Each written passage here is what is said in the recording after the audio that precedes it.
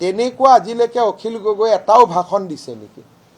ফট কৰি উঠিব, আকৌ হাঁহি দিব, আকৌ ওলাই যাব, আকৌ বহি দিব। তেওঁতো এইবিলাক কৰি থাকে, তেওঁক চাই ভাল লাগে। সেইকাৰণে ময়ো তেওঁৰ সমষ্টিত কেম্পেইন কৰিব যোৱা নাইতো তেওঁৰ এগেইনষ্টত। মই এটা সমষ্টিতে হিন্দু প্ৰধান এটা সমষ্টিতে কেম্পেইন কৰিব যোৱা নাই, সেইটো হ'ল শিৱসাগৰ। কাৰণ বিধানসভাত তেওঁক প্ৰয়োজন আছে, নহ'লে ৰাস্তাত হুলস্থুল কৰি থাকিলেহেঁতেন 5 বছৰ।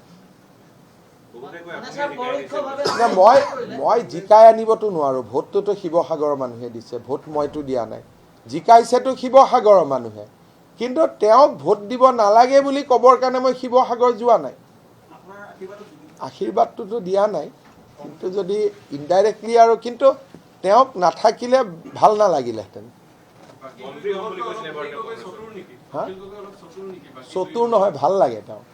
ফেচবুক চাব গোটেইখিনি, তেওঁক ভাল লাগে মুঠতে চাই পেলাই। তেওঁ এই 5 বছৰ যদি এছেম্বলিত নাথাকিলেহেঁতেন, এই অমুকত আন্দোলন তমুকত আন্দোলন এইবিলাক কৰি ঘূৰি ফুৰিলেহেঁতেন। এতিয়া এছেম্বলিতে থাকিব, তেওঁ মনত ভাবে তেওঁ এটা এছেম্বলিত বহুত ডাঙৰ ভূমিকা পালন কৰে বুলি। ঠিক আছে, ভাবি থাকিলেও হ'ল। তেওঁ এছেম্বলিত থকাটো আমাৰ কাৰণে ভাল, এটা ভালো লাগি থাকে, এণ্টাৰটেইনমেণ্টো হৈ থাকে।